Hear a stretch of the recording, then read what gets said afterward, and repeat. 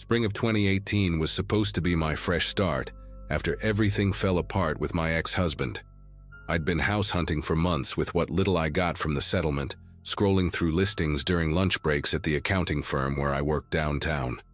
When I saw the foreclosed Victorian on Willow Court, priced at nearly half the market value for the neighborhood, I jumped on it immediately. My realtor, this overly enthusiastic guy named Brandon, who kept talking about his CrossFit achievements, seemed almost relieved when I said I wanted to make an offer without even asking too many questions. He mentioned something vague about the previous owners abandoning the property, but honestly, I was too focused on the original hardwood floors and the vintage clawfoot tub to care about the details. My sister called me reckless for buying a house sight unseen except for photos, but after sleeping on her couch for 3 months while the divorce finalized, I would have moved into a cardboard box if it meant having my own space again. Moving day came on a Tuesday in early April, and I remember thinking how perfect everything looked with the cherry blossoms blooming in the front yard. I'd hired these 2 college kids from Craigslist to help with the heavy stuff, and we spent the morning hauling boxes and furniture through the narrow hallways. Around noon, while I was unpacking dishes in the kitchen, I noticed this older woman standing on the sidewalk just staring at my house with her phone raised like she was taking pictures. She had this oversized sun hat and a floral dress that looked straight out of a gardening magazine, but something about the way she lingered there made me uncomfortable. When I stepped out onto the porch to ask if she needed something, she practically ran to her car, a silver sedan with one of those true crime podcast stickers on the bumper. I brushed it off as neighborhood curiosity. You know how people get when someone new moves in, especially in these tight-knit suburban areas where everyone knows everyone else's business. For the first 2 weeks, everything seemed normal enough, just the usual settling-in period with its share of minor annoyances. I figured out which floorboards creaked, learned that the upstairs bathroom faucet needed an extra twist to stop dripping, and discovered that the previous owners had painted over some truly hideous wallpaper in the dining room. But then the visitors started coming more frequently. Every morning when I left for work, there would be fresh flowers on my porch steps, usually cheap carnations from the grocery store, still in their plastic wrapping. At first I thought maybe Brandon, the realtor, was trying to be welcoming or something, but when I texted him about it, he seemed genuinely confused. Then came the weekend crowds, groups of 3 or 4 people who would park across the street and just stand there, pointing at different windows, taking pictures, sometimes even posing for selfies in front of my driveway. One guy, probably in his early 20s with a patchy beard and a backwards baseball cap, actually had the nerve to walk up my front path and peer through my living room window while I was watching TV on a Saturday afternoon. I finally lost it when I came home from work on a Friday to find at least a dozen people milling around on the sidewalk, some holding candles, others leaving teddy bears and handwritten notes against my fence. I marched out there, still in my office clothes and probably looking like I was about to murder someone myself, demanding to know what the hell was going on. Most of them scattered immediately, but this one woman, maybe mid-40s with box-dyed red hair and thick glasses, actually had the audacity to ask me how it felt to live in the murder house. My whole body went numb when she said that, like someone had dumped ice water straight into my veins. She pulled out her phone and showed me this true crime blog called Cold Cases and Hot Takes, with my house as the header image, except in the photo, there was yellow police tape across the porch and cop cars in the driveway. The headline read, "5th Anniversary of the Hartley Family Massacre. Will we ever find Lily?" That night I barely slept, just sat at my laptop reading everything I could find about what happened in my house. 5 years ago, almost to the day I'd signed the papers, Robert Hartley had killed his wife Jennifer and their 2 kids, 9-year-old twins named Lily and Lucas. The news articles were graphic in that sensationalized way local media gets when something this horrible happens in a quiet neighborhood. He'd used a hammer from his own garage, started in the master bedroom where Jennifer was sleeping, then moved to Lucas's room down the hall. But Lily was never found. Just blood on her sheets and her window left wide open.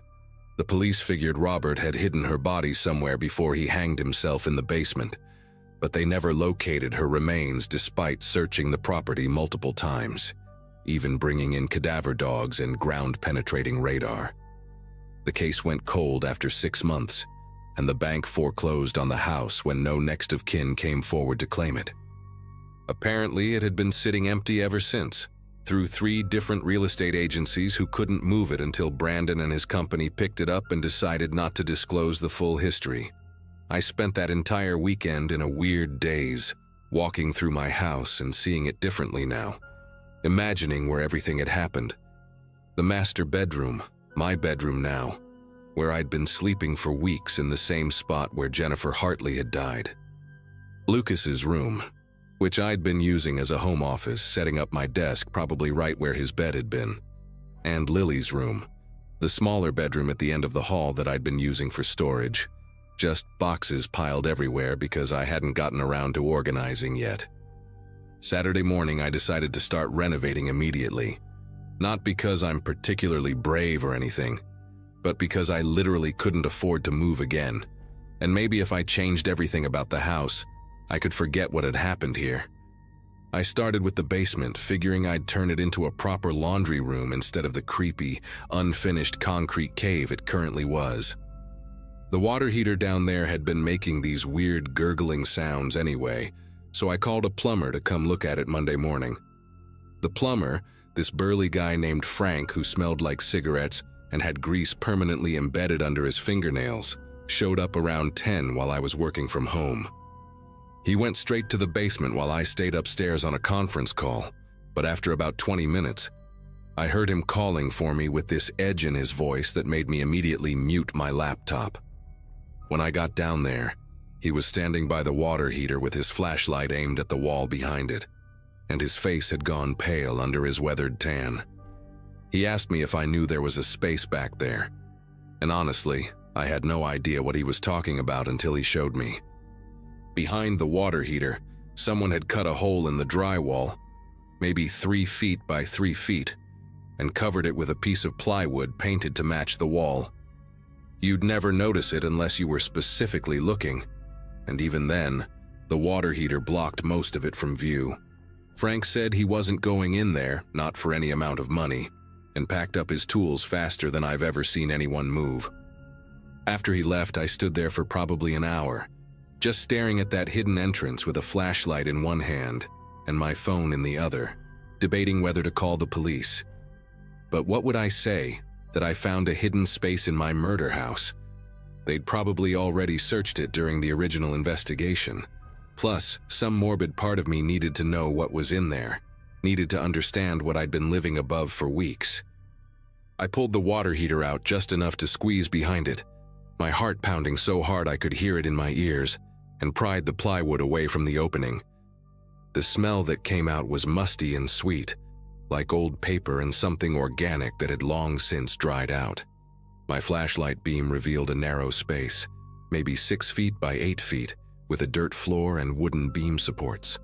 Someone had been living in there, or at least spending time there.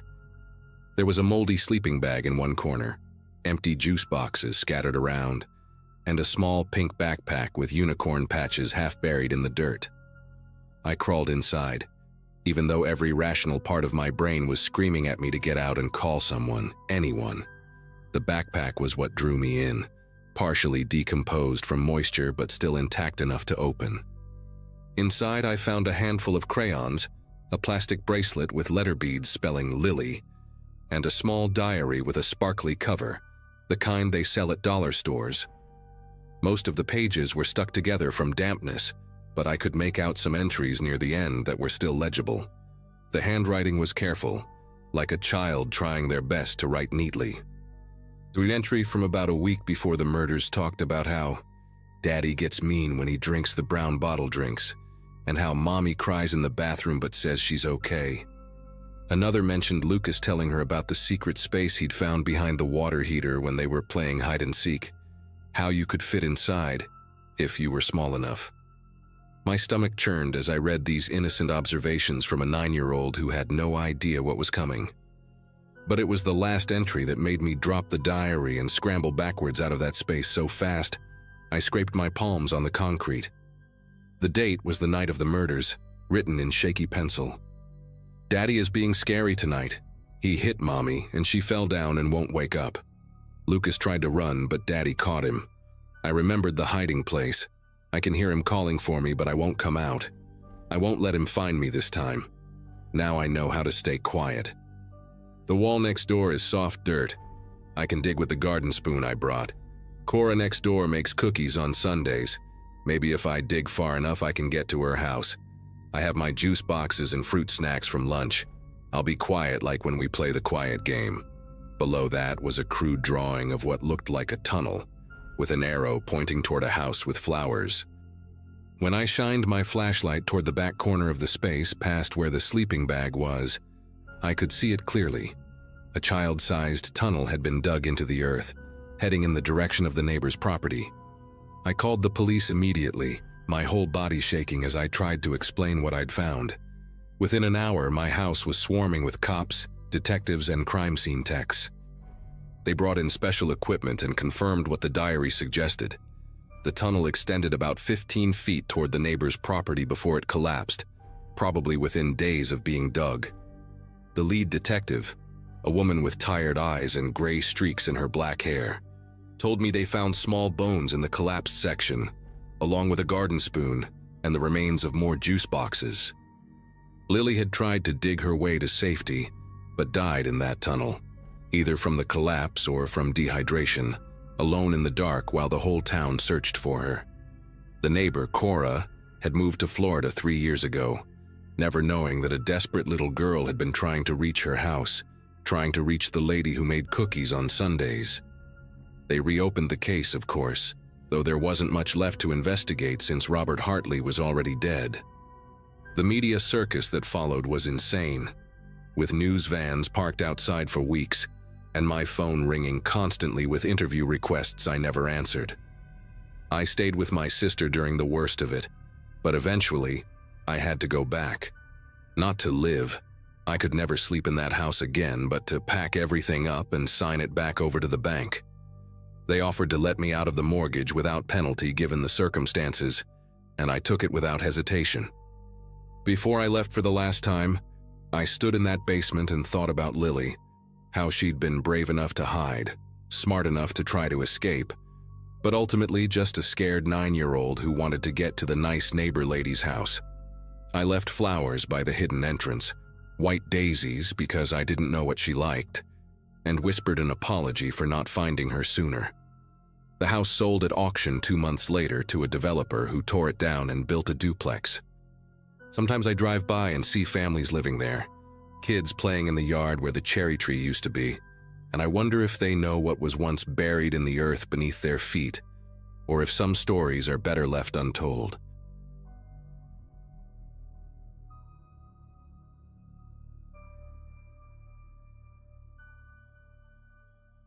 My realtor kept checking his watch while handing me the keys to the Victorian on Sycamore Drive, like he had somewhere more important to be than closing on a property that had been sitting empty for 3 years. I'd graduated college in 2007, right into the recession, and it took me until 41 to save enough for even this foreclosure in northern Michigan, a house the previous owner had abandoned along with everything they owned.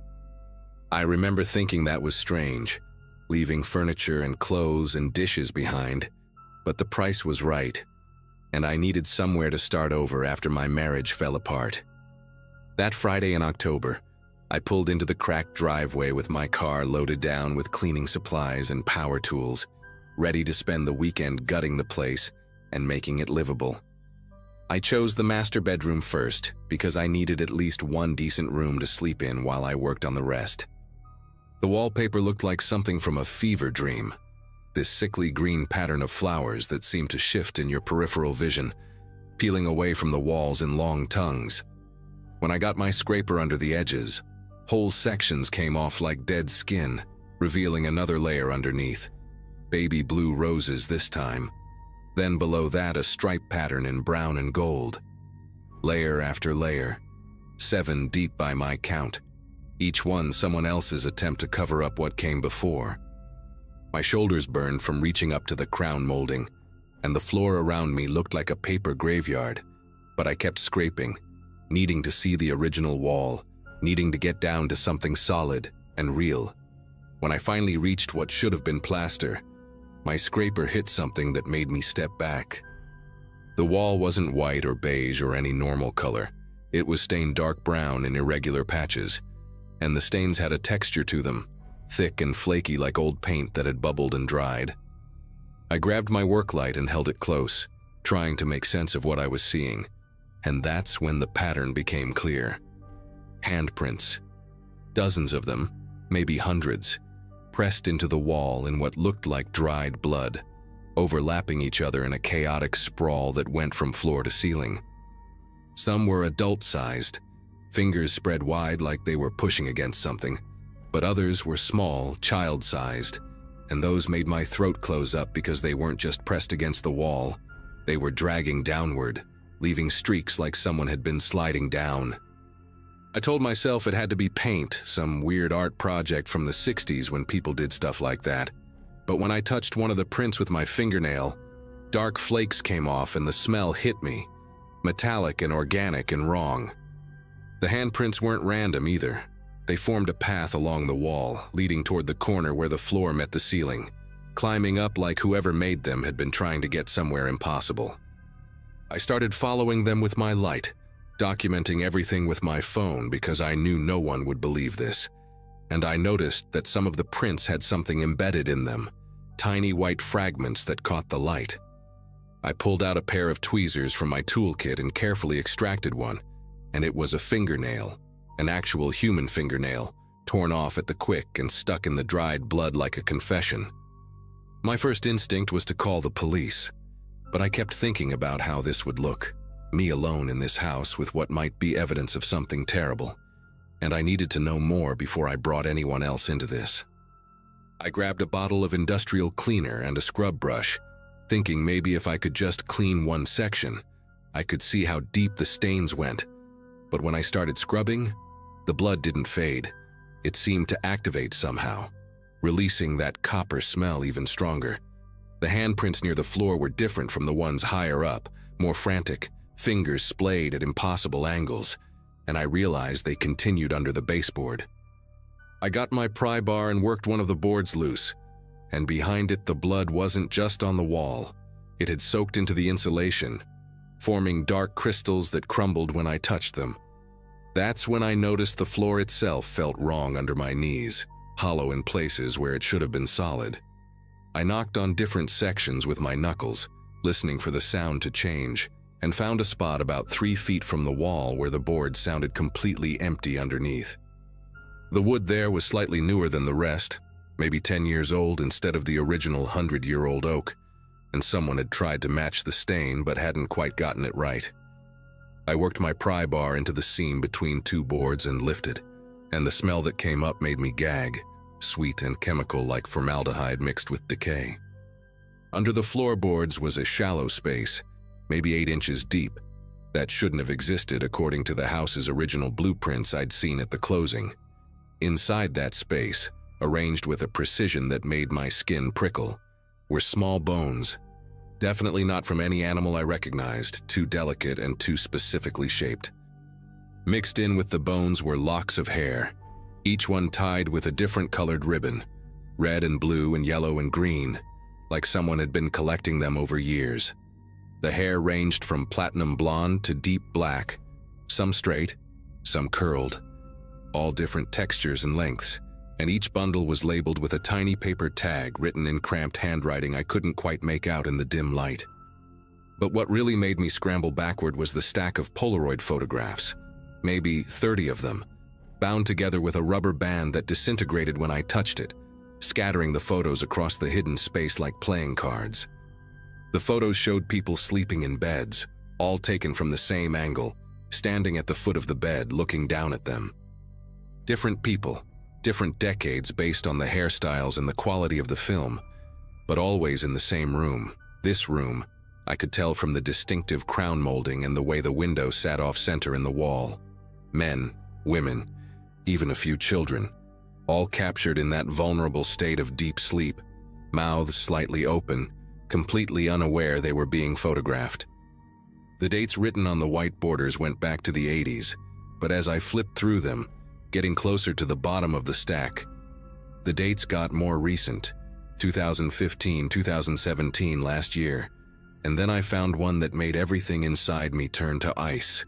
It was me, taken last night, asleep in the hotel room I'd stayed at before coming to the house this morning. The same angle, the same composition, but I'd been alone in that room with the door locked and chained. I dropped the photo and backed away from the hole in the floor, my mind racing through possibilities that all led to the same conclusion. Someone had been in my hotel room, someone who knew I was coming here, someone who'd been doing this for decades.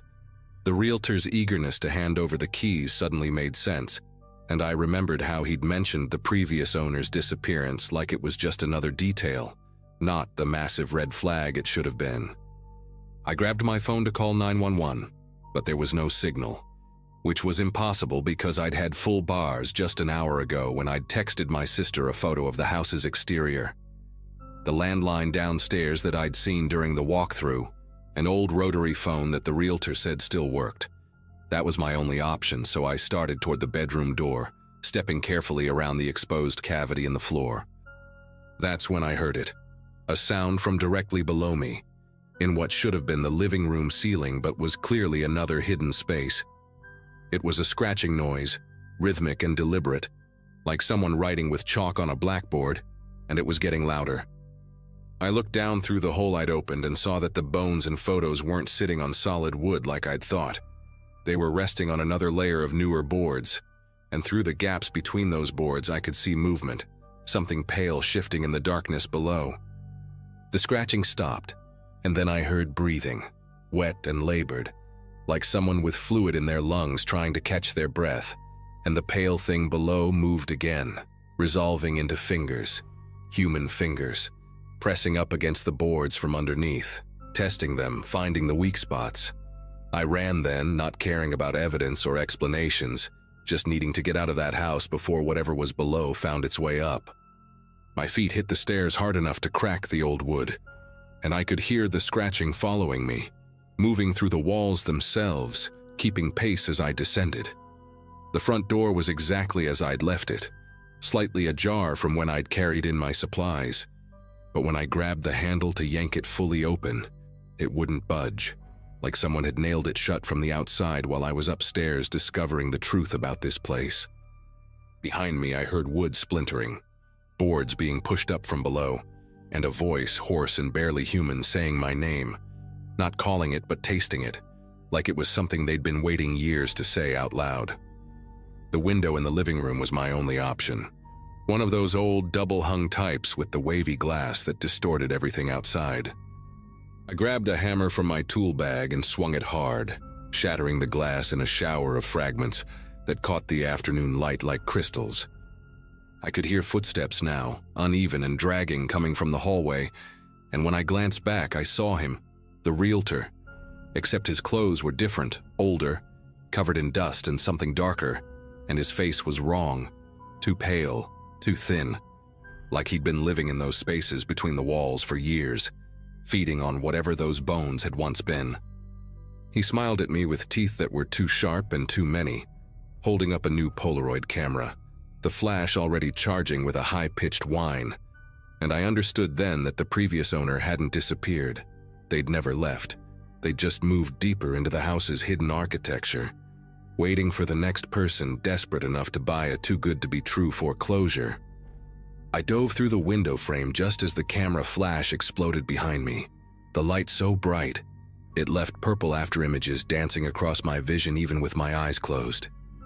Glass tore through my jacket and jeans as I hit the porch roof and rolled, then dropped the 8 feet to the dead lawn below, landing hard enough to knock the wind out of me. But adrenaline got me moving, got me running to my car with keys already in my hand, and I could hear him behind me, that wet breathing getting closer, but he stopped at the property line, just stood there at the edge of the yard watching as I fumbled with the ignition. In my rearview mirror as I peeled out, I saw him walk back into the house, patient, unhurried, already preparing for the next buyer, and I realized he'd been playing this game for decades, maybe longer, and the house would go back on the market soon enough, priced to move. Perfect for someone starting over. I drove straight to the state police barracks in Grayling and filed a report, showed them the photos on my phone, the fingernail I'd pocketed, even the fresh cuts from the window glass. But when they sent officers to investigate, the house was empty, normal. Just dusty rooms and old furniture, no blood on the walls, no hidden spaces in the floor, nothing but a standard foreclosure property that had been on the market for months. The realtor's office had no record of anyone by the name he'd given me, and the business card he'd handed me at closing had somehow turned blank in my wallet, just white cardstock with nothing printed on it.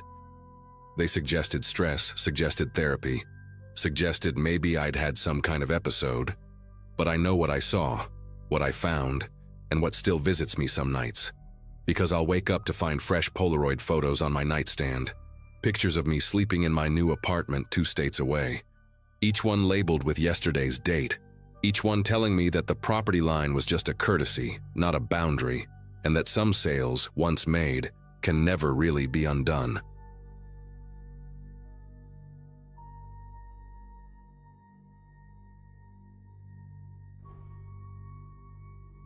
Everyone said I was crazy for buying that Victorian on Chestnut Avenue, especially sight unseen from an estate auction. But after my company relocated me to Portland in spring of 2022, I needed something to keep me busy on weekends. 29 and recently divorced, rattling around in some sterile apartment wasn't how I planned to start this new chapter. When I saw the listing photos of peeling wallpaper, original hardwood floors buried under decades of grime, and that gorgeous wraparound porch practically begging to be restored, I knew I'd found my project.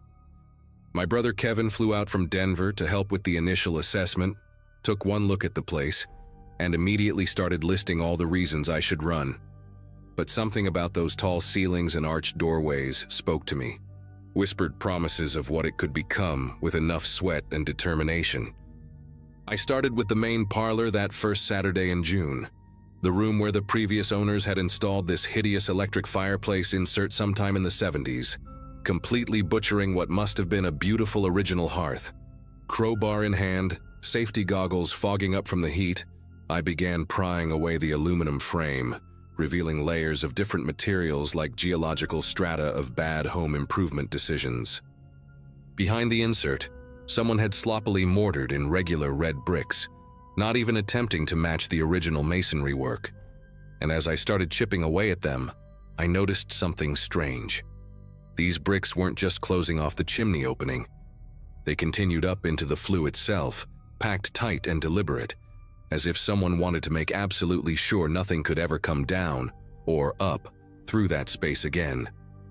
Each swing of my hammer sent chunks of mortar raining down, coating me in 100-year-old dust that turned my hair gray and stuck to the sweat on my arms. After about an hour of steady work, I'd cleared enough bricks to shine my work light up into the chimney, and what I saw made me pause mid-swing.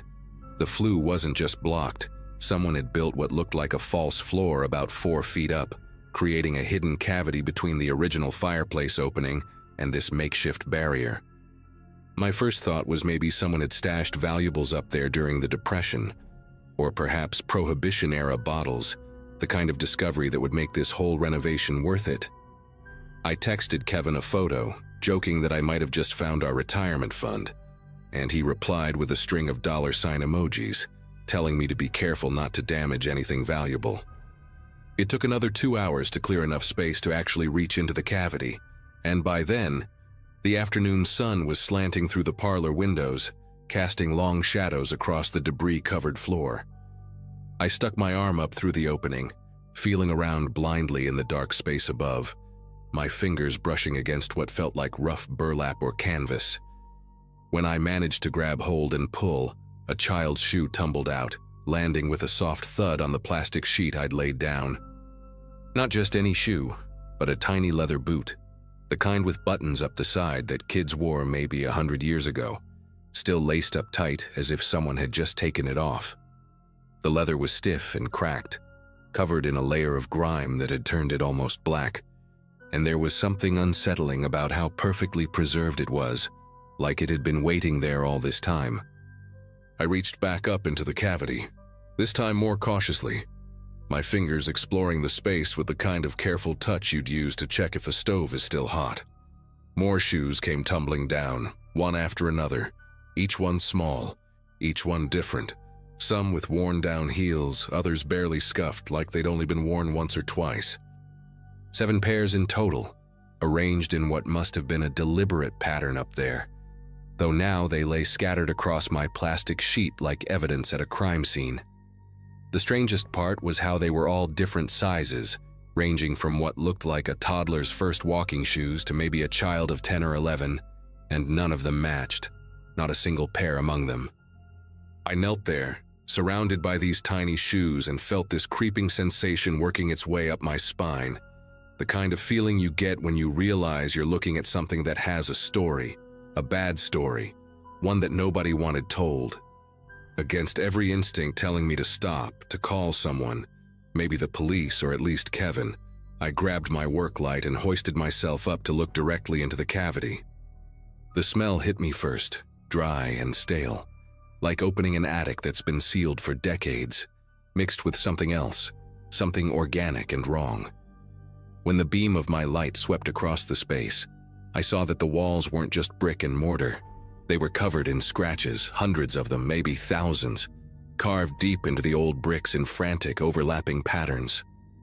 Some looked like tally marks, groups of 5 with the diagonal slash through them, covering one section of wall from top to bottom. Others were more chaotic, desperate gouges that had left grooves so deep you could fit a finger in them. And in several places there were dark stains embedded in these scratches, rusty brown streaks that had seeped into the porous brick. My light caught something white in the corner, and when I focused the beam, I nearly lost my grip and fell backward off the ladder. Teeth. Small human teeth scattered across the floor of the cavity like someone had emptied a jar of baby teeth, except there were too many, far too many for just one child. They were everywhere, dozens of them, some still pearly white, others yellowed with age, a few with dark cavities or broken in half. Mixed in with them were what looked like fingernails, tiny crescents that had turned brittle and translucent over time, and when I shifted my light, I could see more embedded in the mortar between the bricks, pressed in like decorations in some sick mosaic. My breathing had gone shallow, and I could hear my pulse hammering in my ears as I tried to process what I was looking at, tried to make it make sense in some way that didn't involve what my brain was screaming at me. I pulled out my phone with shaking fingers and started taking photos, the flash illuminating the cavity in stark, horrible detail with each shot. That's when I noticed the writing, scratched into the bricks near what would have been the top of the original fireplace opening. Most of it was illegible, just frantic scratching, but I could make out dates, 1897, 1903, 1911, and names or parts of names. Tom, Margaret, Eli, scratched by different hands, some in childish scrawl, others more desperate and jagged. Below them all, carved deeper and more deliberately than the rest, someone had written, "They make us climb," in letters that must have taken hours to gouge into the brick. The photo I took of those words came out blurry because I couldn't hold the phone steady, and when I tried to take another, I heard something shift in the cavity, a soft sliding sound like fabric against brick, even though I knew nothing could be moving in there. I scrambled down from the ladder so fast I knocked over my toolbox, sending hammers and screwdrivers clattering across the hardwood floor. Standing there in my own living room, covered in century-old dust and trying to catch my breath, I called Kevin, but when he answered, I couldn't form the words to explain what I'd found. How do you tell someone that your house has a chimney full of children's teeth and fingernails, that the walls are covered in desperate scratches from kids who were made to climb up into that dark space for God knows what reason? He kept asking if I was okay, said I sounded weird, and finally I just told him to come over right away, that I'd found something bad, really bad, and hung up before he could ask questions. While I waited, I stood guard in front of the fireplace like something might crawl out of it, unable to look away from that dark opening I'd created.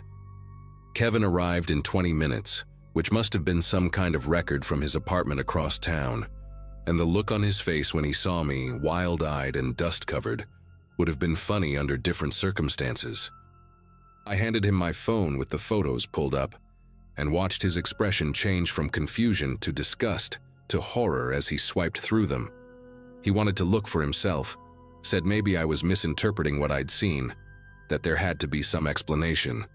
But when he climbed up and looked into that cavity, he came down even faster than I had, his face pale and his jaw clenched tight.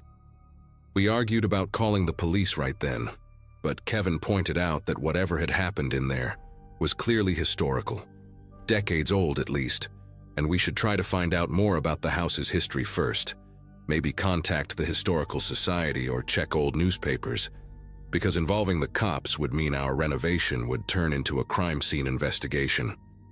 We spent the rest of that night at the Portland Library's archives section, going through old newspapers on microfilm until our eyes burned from staring at the screen. It was Kevin who found it first, an article from 1913 about a local chimney sweep named Theodore Blackwood, who'd been arrested after a child died falling from a roof. The article mentioned he'd been using orphans and street children as climbing boys, forcing them up into chimneys to clean them from the inside, a practice that had been outlawed for decades, but apparently continued in secret. The boy who died, 7-year-old Thomas Garrett, had gotten stuck in a flue and suffocated before they could tear the chimney apart to reach him. But here's what made us both go cold.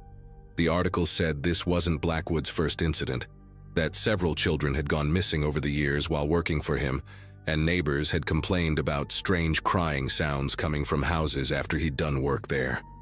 The address mentioned in the article as one of his regular clients was 447 Chestnut Avenue, my house. The police never found the missing children, according to the follow-up articles we found, and Blackwood was only convicted of manslaughter for the one death they could prove, serving just 3 years before disappearing from Portland entirely. But we found his obituary from 1924, died in a fire at a boarding house in Seattle, and there was a quote from his landlady saying he'd been raving about the children in the walls and their little fingers scratching right before the fire started. Kevin and I looked at each other across that library table, both thinking the same thing. Those kids never made it out of the chimneys they were forced to clean, and someone, maybe Blackwood himself or maybe someone who discovered what he'd done, had sealed up that fireplace to keep the evidence hidden. We called the police the next morning, and within hours my house was crawling with investigators, forensic teams, even an anthropologist who specialized in historical remains. They confirmed what we'd suspected, finding bone fragments mixed in with the teeth and fingernails, and they eventually identified at least 4 different children based on DNA analysis, though they said there could have been more. The investigation lasted months, and though they couldn't match the remains to any specific missing persons cases from that era, they gave the children a proper burial in a ceremony that made the national news. I sold the house as soon as the investigation wrapped up, taking a massive loss but not caring, because I knew I'd never sleep soundly there again. Never stop imagining those kids trapped in that dark space, scratching at the bricks until their fingers bled, leaving their desperate message for someone, anyone, to find them over a century later.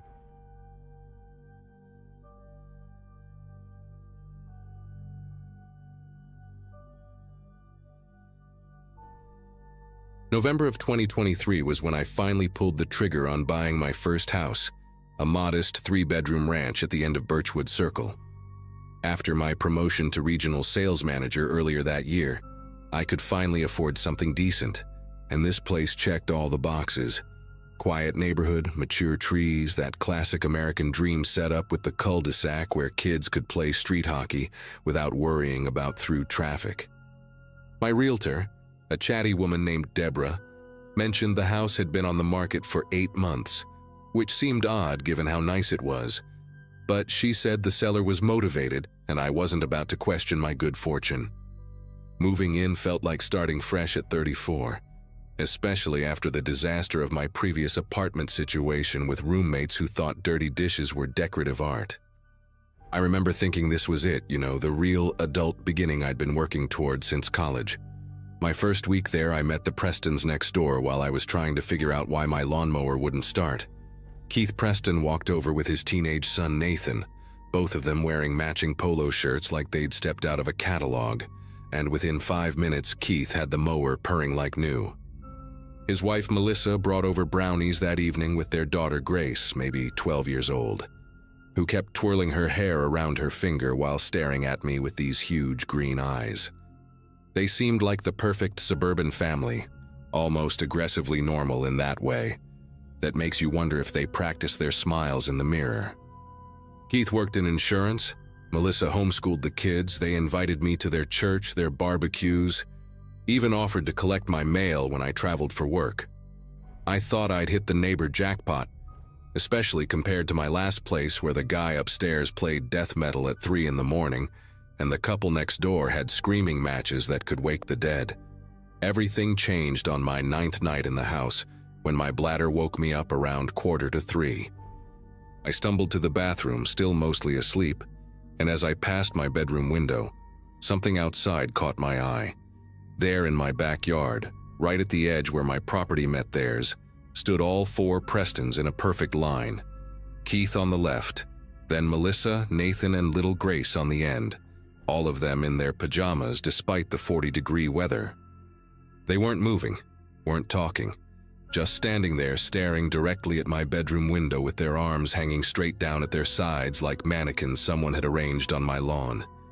The moonlight hit their faces in this awful way that made their eyes look completely black, and none of them were blinking. Not once in the whole minute I stood there trying to process what I was seeing. I actually rubbed my eyes like some cartoon character, because this had to be a dream, or maybe I was having some kind of episode from the stress of moving. But when I looked again, they were still there, and now I could see their breath making little clouds in the cold air, which somehow made it worse because it proved they were real. They were alive. They were choosing to stand there in the freezing dark, staring at my window. My first instinct was to open the window and yell down at them, ask what the hell they were doing, but something in my gut told me not to let them know I was awake. Instead, I grabbed my phone and started recording, keeping the screen brightness all the way down so they wouldn't see the glow.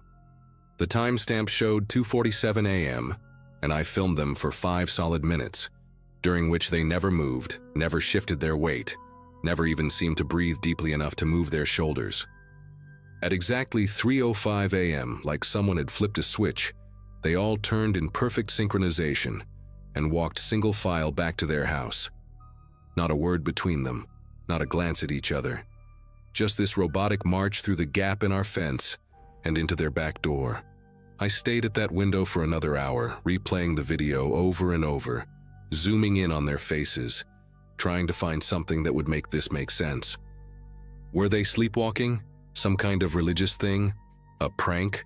But the way they'd stood there, the precision of it, the way little Grace hadn't fidgeted even once when normally she couldn't sit still for 30 seconds, none of it added up to anything rational. I didn't sleep the rest of that night, just sat there with every light in my bedroom on, waiting for sunrise like it would somehow erase what I'd seen. Next morning, I was running on coffee and adrenaline when Keith knocked on my door to borrow my hedge clippers. He looked exactly like he always did, khakis and a button-down, that practiced smile, asking about my work trip next week and whether I'd caught the game last night. I wanted to grab him by his perfectly pressed collar and demand an explanation, but instead, I heard myself making small talk while studying his face for any sign that he knew I'd seen them. When I casually mentioned I'd had trouble sleeping, asked if they'd heard any weird noises around 3 a.m., he just tilted his head like a confused golden retriever and said they'd all been dead to the world by 10:30. Melissa appeared behind him with a casserole dish, said I looked tired, insisted I take her homemade lasagna, and the normalcy of it all made me question my own sanity. Maybe I'd dreamed it. Maybe the stress of buying a house had triggered some kind of hallucination. Maybe I needed to lay off the late-night coffee. But that night, I set up my laptop facing the window with the camera recording, and sure enough, at 2:47 a.m. on the dot, there they were again. Same formation, same vacant stares, same 18 minutes of absolute stillness before their synchronized departure. This time I noticed more details through the zoom lens. They were barefoot despite the frost on the grass. Their pajamas were different from the night before, so this wasn't some weird recording or trick of light. And their eyes never tracked anything, just stayed locked on my exact window even though my blinds were drawn. I watched it happen every single night for a week, building up a folder of recordings labeled by date, each one showing the same exact pattern. During the day, they remained the picture-perfect neighbors, and I became an increasingly paranoid mess, drinking energy drinks to stay functional at work while setting up more cameras, different angles, even a motion sensor that confirmed 4 human heat signatures standing in formation for exactly 18 minutes. On day 8, I couldn't take it anymore and decided to break the pattern. I stayed at a hotel that night, but I left my cameras running, and when I reviewed the footage the next morning, my stomach turned to ice. They were there at 2:47 a.m. as usual, but this time they weren't alone. Behind them, barely visible in the darkness, stood 3 translucent figures, rippling like heat mirages but distinctly human-shaped, and they were standing in my bedroom, right where I would have been sleeping. The Prestons weren't watching me at all. They were watching something that was already inside my house, something that became visible only when I wasn't there to see it. I played that footage back 20 times, adjusting the contrast and brightness until I could make out more details of those figures, and each one had its face pressed against the inside of my bedroom window, looking out at the Prestons like they were having some kind of silent communication. I drove straight to the county records office that morning, told them I was researching my house's history for insurance purposes, and what I found made me sit down hard on their uncomfortable plastic chair. 3 previous owners, all of them dying in their sleep over the past 30 years. James Hartwell in 1994, massive heart failure at age 41. Monica Zhao in 2008, sudden respiratory arrest at 37. Douglas Brennan in 2017, brain aneurysm at 45. All of them found in the master bedroom, all of them discovered in the morning with no signs of struggle, no previous health conditions that would explain such sudden deaths. The clerk, an older woman with rhinestone glasses, leaned in close and whispered that locals called it the Nightmare House, said people would cross the street rather than walk past it. When I asked about the Prestons, she pulled up their records. They'd bought their house in 1993, 1 year before the first death, and had never once been late on property taxes, never filed a complaint, never appeared in any police reports. I spent the rest of that day in my car, parked down the street, afraid to go back inside but needing answers. Around sunset, Nathan Preston jogged past my car, and when he saw me, he stopped and tapped on my window with one knuckle, that same practiced smile on his teenage face. He asked if everything was all right, mentioned his mom was worried about me, said I hadn't been looking well lately and maybe I should get some rest. There was something in the way he said rest, drawing out the word like he was tasting it, that made every hair on my neck stand up. I told him I was fine, just work stress, and he nodded slowly, never breaking eye contact, then said something that still echoes in my head. His family had been watching over this neighborhood for a long time, making sure everyone got what they deserved, and they took their responsibilities very seriously. Then he jogged away, and I noticed he wasn't even breathing hard despite having run at least 3 miles. That night I didn't go home, stayed at the hotel again, but I kept checking my cameras through the app on my phone. At 2:47 a.m., the Prestons were there as always, but this time I could see the 3 figures in my bedroom more clearly, and they were agitated, moving around the room, pressing against the walls like they were trapped. One of them kept going to the bedroom door and back to the window, over and over, and I realized with growing horror that it was following the same path I took every night when I got up to use the bathroom. These weren't ghosts or hallucinations. They were somehow recordings or echoes of the previous owners, stuck in some kind of loop, and the Prestons were keeping them contained, watching them like guards watching prisoners. When 3:05 came and the family walked back to their house, the figures in my bedroom collapsed to the floor and stayed there completely still until they faded away just before dawn. I never went back to that house. Packed everything I could fit in my car the next afternoon while the Prestons were at their church, left the rest behind, Didn't even bother trying to sell the place. Just stopped paying the mortgage and let the bank have it. Found out later it went back on the market after 6 months, sold to a young couple from out of state, who probably got the same great deal I did. I check the obituaries sometimes, waiting to see their names, wondering if the Prestons are still standing guard every night, still making sure everyone gets what they deserve, whatever that means. Some nights I wake up at exactly 2:47 a.m. wherever I'm living, and I wonder if they're watching someone else now, or if those things in the bedroom are still there, still trapped, still walking the same paths their bodies walked before they died. All I know for certain is that the Prestons knew exactly what they were doing, had been doing it for 30 years, and they'll keep doing it until someone stops them, or until there's no one left to watch.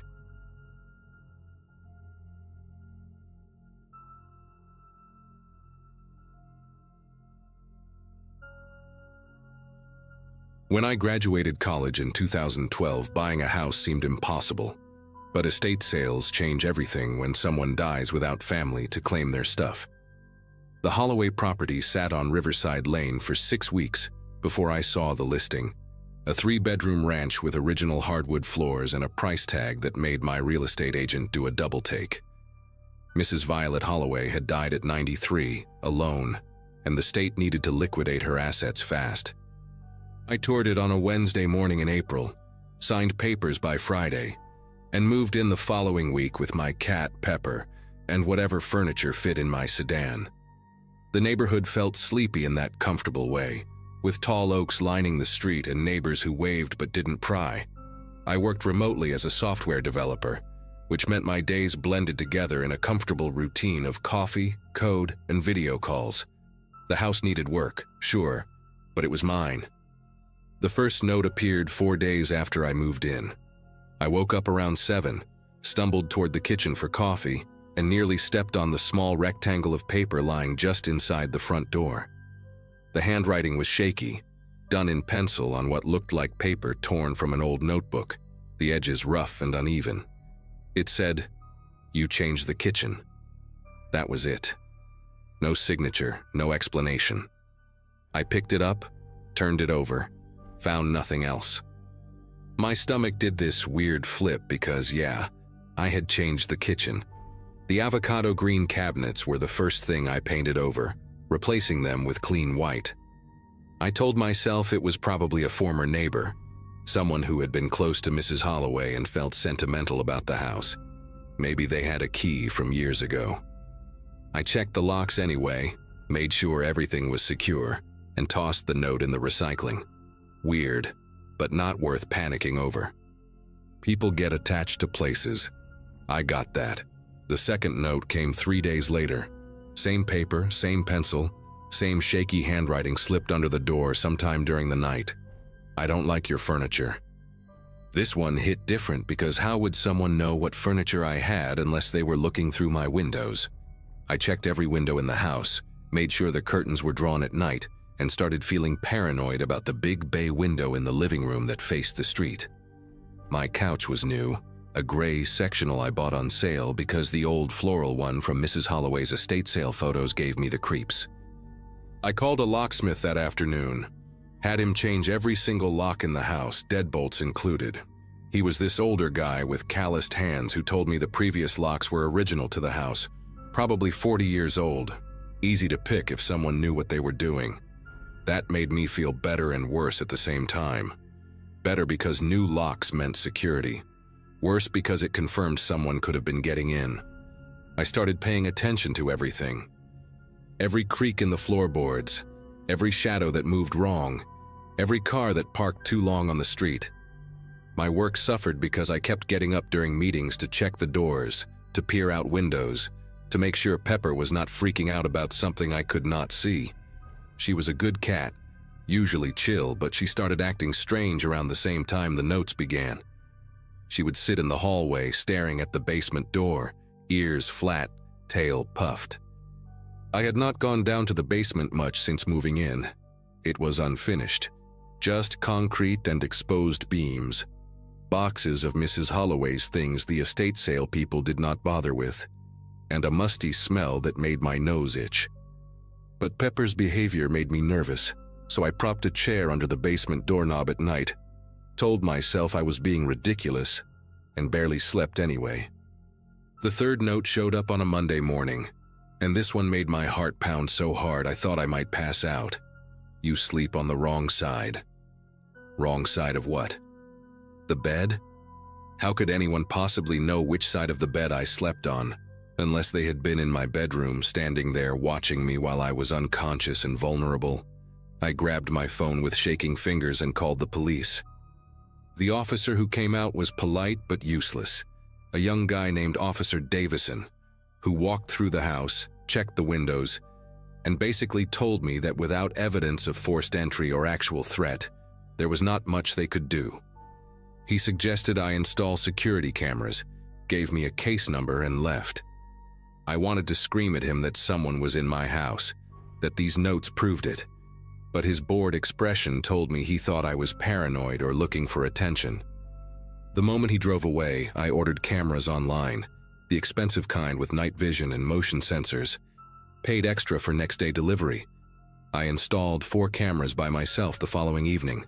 One pointed at the front door, one at the back door, one covering the living room and hallway, and one in my bedroom because I needed to know if someone was coming in while I slept. The app on my phone would alert me to any motion, save the footage to the cloud, and give me something concrete to show the police when this creep slipped up. For 2 nights, nothing happened. The cameras caught me walking around in pajamas, Pepper jumping on furniture, shadows from car headlights passing outside. Normal stuff. I started to relax, started to think maybe the new locks had scared whoever it was away. Then on the 3rd night, I woke up at 4 in the morning to find another note on the floor by my bed. Not under the front door this time. By my bed, 6 feet from where I had been sleeping. The note said, "The cameras won't help." My whole body went cold. I grabbed my phone, pulled up the camera app with trembling fingers, and scrolled through the footage from the night. Nothing. Hours of nothing. Me sleeping, Pepper curled at my feet. Darkness. Silence. No one entered my room. No one came through the door or the window. The timestamp showed continuous recording with no gaps, no interruptions. It was impossible.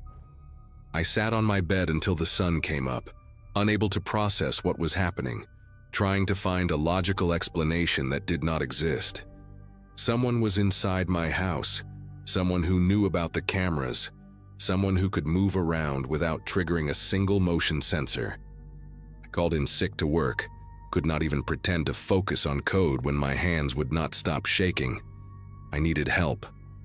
I called my brother, Andrew, who lived 2 hours away. He thought I was overreacting until I sent him photos of all 4 notes. He said he would drive up that weekend, stay with me, help me figure it out, but I could not wait that long. That afternoon, I started searching the house top to bottom, looking for any opening, any gap, any way someone could be getting inside. I checked every closet, every cabinet, moved furniture, looked behind appliances.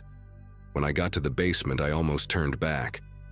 That musty smell was stronger, and the single bulb hanging from the ceiling barely lit the space.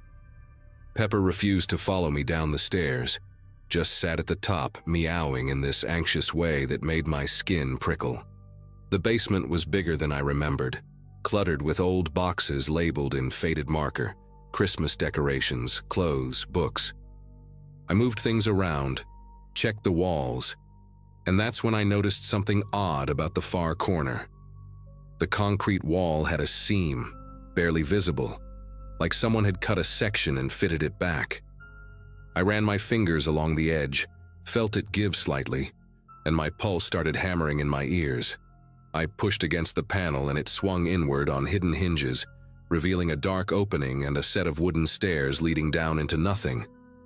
The smell that came up was worse than musty. It was human, lived in. The scent of sweat and unwashed clothes and something else I could not identify. My legs felt like they might give out, but I forced myself to pull out my phone, turn on the flashlight, and descend those stairs. Each step creaked under my weight and the air got colder the farther down I went. The sublevel was not large, maybe 15 feet by 20, with a low ceiling that made me hunch. There was a mattress on the floor with rumpled blankets, a camping lantern, scattered food wrappers, empty water bottles. Someone had been living here. Someone was still living here.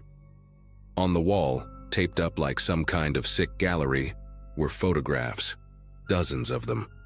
Pictures of me carrying boxes into the house on moving day, me painting the kitchen cabinets, me sitting on my couch with my laptop, me asleep in my bed, all taken from angles inside the house. My breathing came fast and shallow, and I felt dizzy like the walls were closing in. There was a small desk in the corner, and on it sat a leather journal, worn and cracked with age. I did not want to touch it, did not want to know, but my hand reached out anyway. The handwriting inside matched the notes, that same shaky scrawl, page after page of entries dated back years.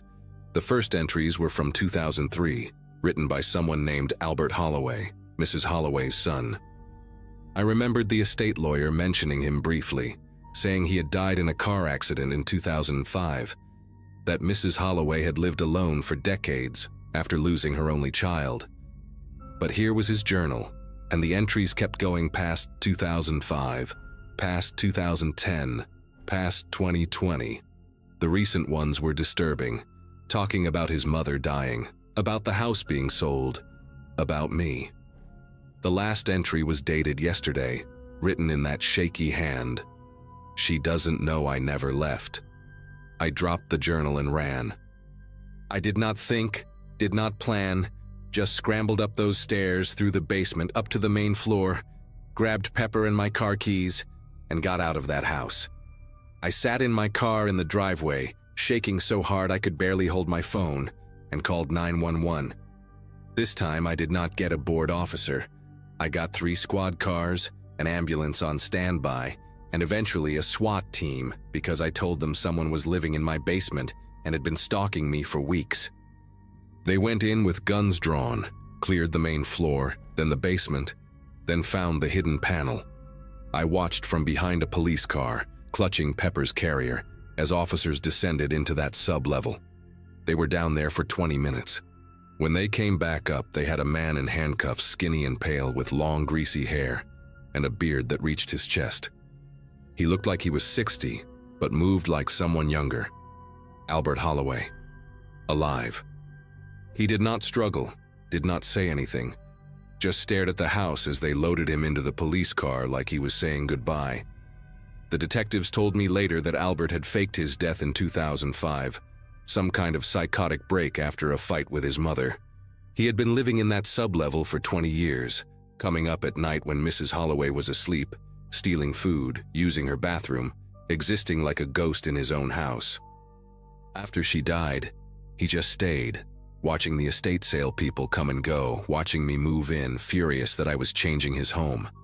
The surveillance photos went back to my first day there. He had been watching me sleep, eat, work, live, from hidden vents and gaps in the walls that connected to his little dungeon.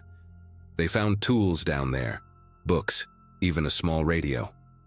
A whole life built in secret. I sold the house within a month, took a loss, did not care. Albert was charged with stalking, breaking and entering, a bunch of other things. Last I heard, he was in a psychiatric facility. I live in an apartment now, 4th floor, new building, no basements. I check every wall for seams.